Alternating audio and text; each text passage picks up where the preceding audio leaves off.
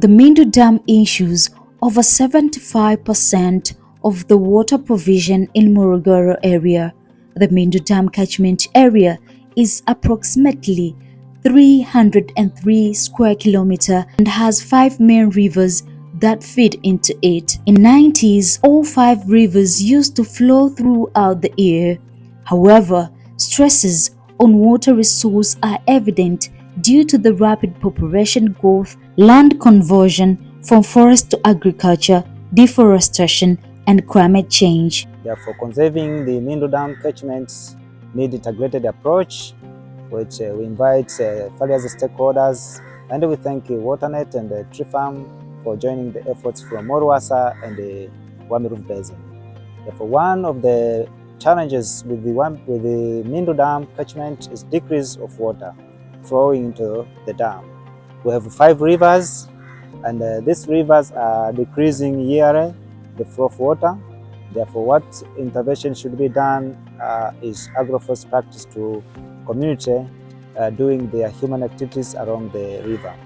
For example, there are farmers which need to be empowered on conservation efforts. For example, planting trees, favorable trees for water catchment, for water conservation, also intervening with the agroforestry practice. So during our field visit, the first week we looked into the business as usual scenario. So what will happen when we continue in doing the current practices?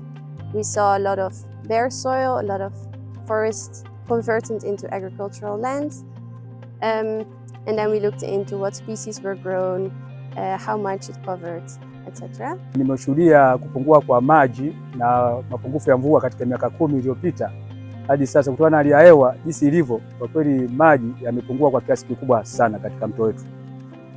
Kwa kweli tukijitahidi kupanda miti kwa wingi na kuhifadhi mazingira, hali ya hewa inaweza kurudi kama zamani ilikotoka.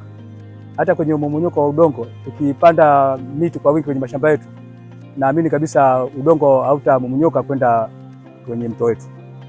Kwa hiyo tujitahidi kupanda miti kwa wingi. Miti ambayo ina uhitaji mkubwa kwanza na wananchi. Kabla hatujajua inakubali vizuri au la, lakini wananchi wachache waishaanza kupanda. Mfano mikarafuu, miparachichi, walihitaji michungwa, lakini pia hata zao la vanila pia walilitaja kwa sababu ni zao ambalo sio la kuangua udongo. Ni zao la kuwekea matandazo na kuendelea kunyeshea ardhi ikatunzwa vizuri na mazingira yakawa mazuri. Kwa mazao hayo nafikiri wananchi wana uhitaji mkubwa na mazao hayo. World Waternet, Moruasa and Wamiruvu are working together to find nature-based solution for the Mindu Dam catchment area. One of identified solutions is the implementation of agroforest. FarmTree is assisting in finding suitable agroforest system. With the FarmTree Tool, the effect of agroforest intervention will be shown on soil erosion, water supply, and livelihoods.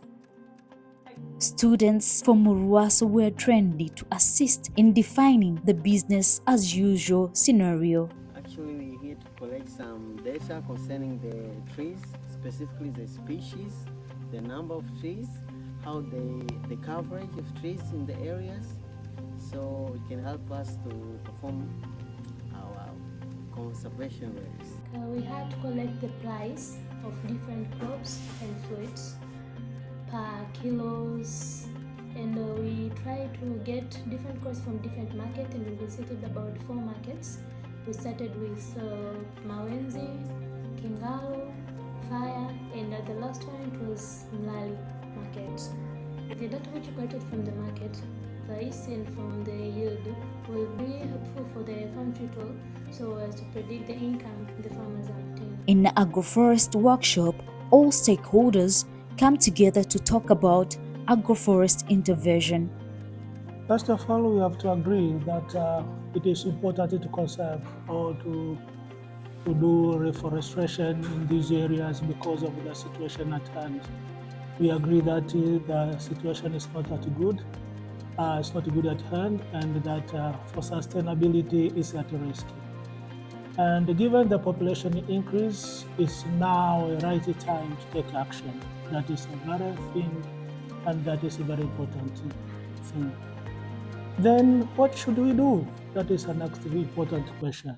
The first thing, we should engage community so that they can take ownership in reforestation again of these environments, and so that we can have enough water in this Mindu Dam.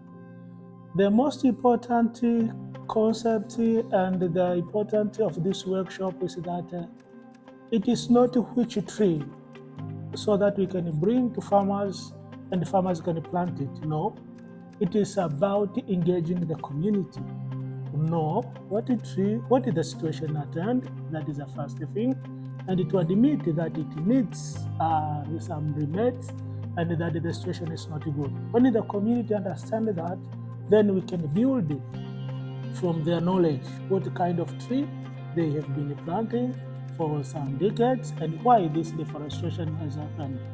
From there, then we can provide some scientific reason on what kind of the tree that they can plant, and from there we can manage and monitor during participation activities. At the end of the workshop, suitable agroforest systems for the Mindu Dam catchment area were designed. And we have identified various agroforest systems which can be applied to along the river. All is to achieve the coverage or vegetation cover along the river in order to reduce evapotranspiration and loss of water and the loss of soil, means soil erosion, which cause sedimentation to Mindu Dam. Therefore, planting favorable trees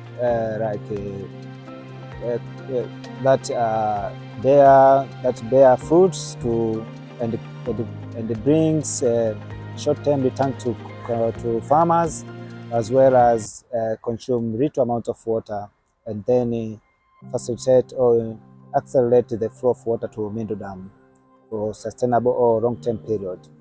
Therefore, we have planting trees, or natural trees, and that trees that bear fruits, for example, mango tree, guava, Sydium or Syzygium kumini, jackfruit, and the related trees. Therefore, and we have other projects like beekeeping. We can integrate beekeeping activities in conserving the vegetation along the river. During the second week, we visited pioneer farmers, based on which we identified potential agroforestry systems. Then the systems were based on the distance from the river.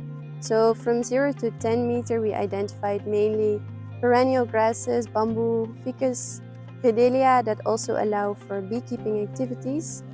Then from 10 to 60 meters, we identified mainly fruit agroforestry systems, such that the trees will remain also on the plots. An example is the banana intercropped with grevillea and pineapples underneath. Then after the 60 meters, we identified also timber agroforestry systems, and one of the examples is the maize intercropped with pigeon peas, with rows of Acrocarpus and Polyandra in between. The trees, they stabilize the soil while also fertilizing the soil, which allows the maize and pigeon peas to grow well. Overall, by identifying all these agroforestry systems, the goal is to reduce soil erosion as much as possible, increase water supply to the Mindu Dam, and maintaining financial stability for farmers.